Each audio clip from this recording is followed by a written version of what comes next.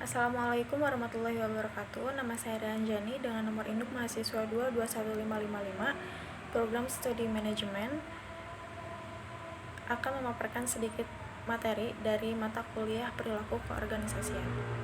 Perilaku organisasi adalah bidang studi yang mempelajari tentang aspek-aspek tingkah laku manusia dalam organisasi atau suatu kelompok tertentu. Secara singkat, perilaku organisasi dapat diartikan sebagai bagaimana individu dan kelompok berperilaku dalam suatu organisasi, dan bagaimana perilaku tersebut mempengaruhi kinerja organisasi. Tujuan mempelajari perilaku organisasi yaitu memahami dan memprediksi perilaku individu dan kelompok dalam organisasi. Yang kedua yaitu meningkatkan efektivitas organisasi. Yang ketiga meningkatkan kinerja individu dan kelompok dalam organisasi. Dan yang terakhir yaitu membuat tempat kerja yang lebih kondusif. Tingkat analisis dalam perilaku organisasi, yang pertama yaitu terdapat tingkat individu. Mempelajari perilaku individu dalam organisasi seperti motivasi, persepsi, kepribadian, dan sikap. Tingkat kelompok, mempelajari perilaku kelompok dalam organisasi seperti dinamika kelompok, komunikasi, dan kepemimpinan. Yang ketiga ada tingkat organisasi, mempelajari tentang struktur organisasi, budaya organisasi, dan perubahan organisasi. Konsep-konsep dasar dalam perilaku organisasi, terdapat motivasi, yaitu dorongan yang mendorong individu untuk melakukan suatu tindakan. Ada juga persepsi, yaitu cara individu memandang dan menginterpretasikan informasi dan lingkungannya. Terdapat juga kepribadian, yaitu kumpulan karakteristik individu yang membedakannya dengan orang lain. Terdapat juga sikap, yaitu kecenderungan individu untuk merespon sesuatu dengan cara tertentu. Dinamika kelompok, yaitu cara anggota kelompok berinteraksi satu sama lain, dan komunikasi, yaitu proses pertukaran informasi antara individu atau kelompok. Kepemimpinan, yaitu kemampuan untuk mempengaruhi orang lain untuk mencapai tujuan bersama. Struktur organisasi, yaitu cara organisasi diorganisasikan. Budaya organisasi, yaitu nilai-nilai, norma, dan keyakinan yang dianut oleh anggota organisasi. Dan yang terakhir yaitu perubahan organisasi, yaitu proses di mana organisasi beradaptasi dengan perubahan lingkungannya. Manfaat mempelajari perilaku organisasi, yaitu meningkatkan kemampuan untuk memahami dan memprediksi perilaku individu dan kelompok dalam organisasi. Yang kedua yaitu meningkatkan kemampuan untuk memimpin dan memotivasi orang lain. Yang ketiga yaitu meningkatkan kemampuan untuk menyelesaikan konflik dan membangun tim yang efektif. Selanjutnya yaitu meningkatkan kemampuan untuk mengelola perubahan dalam organisasi dan meningkatkan kemampuan untuk menciptakan tempat kerja yang lebih kondusif. Materi yang selanjutnya yaitu teori dan model perilaku organisasi. Teori perilaku organisasi adalah kerangka kerja yang digunakan untuk menjelaskan dan memprediksi perilaku individu, kelompok, dan organisasi. Teori-teori ini didasarkan pada penelitian ilmiah dan dapat digunakan untuk memahami berbagai fenomena dalam organisasi seperti motivasi, kepemimpinan, komunikasi, dan pengambilan keputusan. Terdapat model perilaku organisasi. Model perilaku organisasi di sini adalah representasi visual atau matematika dari teori perilaku organisasi. Model-model ini dapat digunakan untuk menyederhanakan konsep-konsep kompleks dan membantu kita untuk memahami bagaimana berbagai faktor saling terkait. Beberapa teori dan model perilaku organisasi yang penting yaitu teori hierarki kebutuhan Maslow. Teori ini menyatakan bahwa individu termotivasi untuk memenuhi kebutuhan mereka secara berurutan, dimulai dengan kebutuhan fisiologis dasar seperti makanan dan air, dan kemudian berlanjut ke kebutuhan yang lebih tinggi seperti rasa aman, cinta dan kasih sayang, harga diri, dan aktualisasi diri.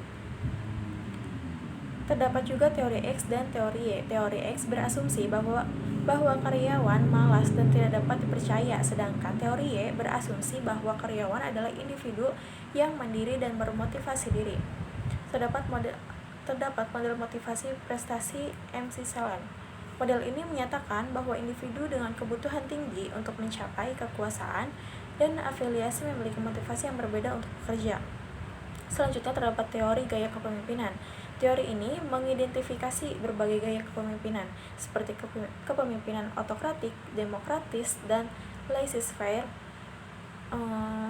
Selanjutnya terdapat teori model komunikasi. Model-model ini menjelaskan bagaimana informasi mengalir dalam organisasi dan bagaimana individu berkomunikasi satu sama lain.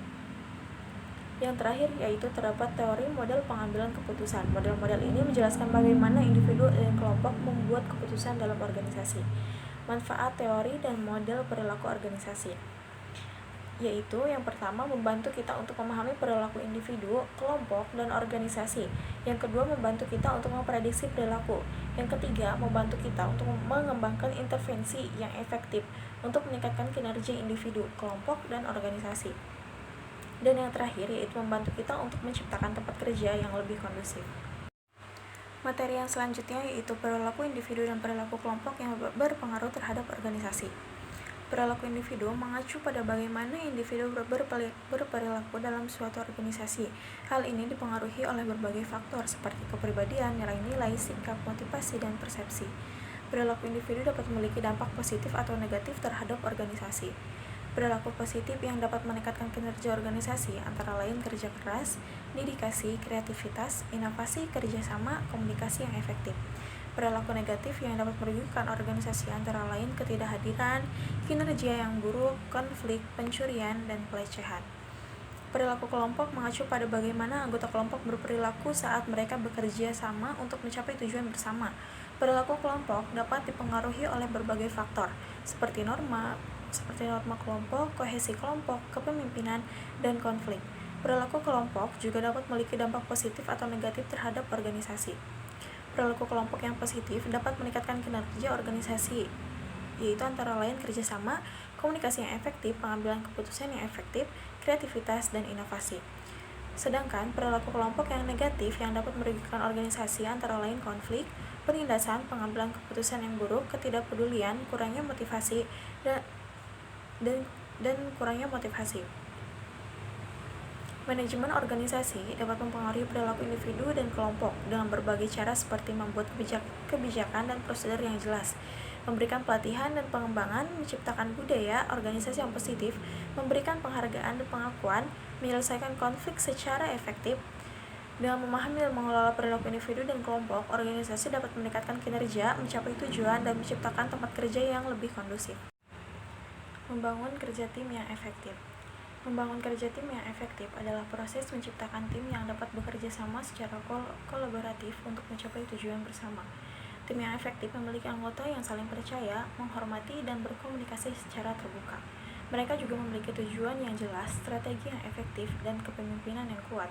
Berikut beberapa tips untuk membangun kerja tim yang efektif. Yang pertama yaitu tetapkan tujuan yang jelas dan terukur. Pastikan semua anggota tim memahami apa yang ingin dicapai tim dan bagaimana mereka dapat berkontribusi. Yang kedua yaitu bangun kepercayaan dan rasa hormat. Dorong anggota tim untuk saling mengenal dan menghargai kekuatan dan kelemahan masing-masing. Yang ketiga, komunikasi yang terbuka dan jujur.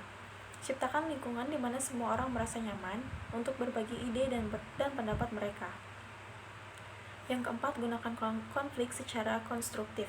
Konflik adalah hal yang wajar dalam tim, tetapi penting untuk mengelolanya secara konstruktif untuk mencapai solusi yang bermanfaat bagi semua pihak.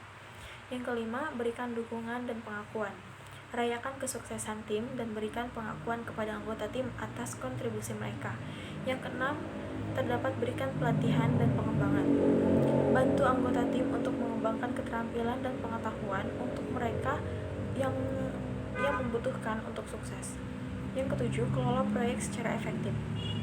Pastikan tim memiliki rencana yang jelas untuk menyelesaikan proyek dan memiliki sumber daya yang mereka butuhkan untuk mencapai tujuan mereka. Selanjutnya yaitu berikan umpan balik yang konstruktif. Bantu anggota tim untuk meningkatkan kinerja mereka dengan memberikan umpan balik yang spesifik dan bermanfaat. Selanjutnya yang terakhir yaitu fleksibilitas dan adaptasi. Bersiaplah untuk beradaptasi dengan perubahan dan temukan solusi kreatif untuk mengatasi tantangan. Selanjutnya, manfaat membangun kerja tim yang efektif. Yang pertama, meningkatkan produktivitas. Tim yang efektif dapat menyelesaikan tugas lebih cepat dan lebih efisien. Yang kedua, dapat meningkatkan kualitas. Tim yang efektif menghasilkan pekerja berkualitas tinggi. Yang ketiga, dapat meningkatkan inovasi. Tim yang efektif lebih kreatif dan inovatif. Yang keempat, meningkatkan kepuasan kerja. Anggota tim yang merasa dihargai dan didukung lebih cenderung merasa puas dengan pekerjaan mereka. Yang kelima, meningkatkan retensi karyawan. Karyawan yang merasa menjadi bagian dari tim yang sukses lebih cenderung untuk tinggal di perusahaan. Selanjutnya, terdapat membangun kerja tim yang efektif membutuhkan waktu dan usaha, tetapi hasilnya sepadan.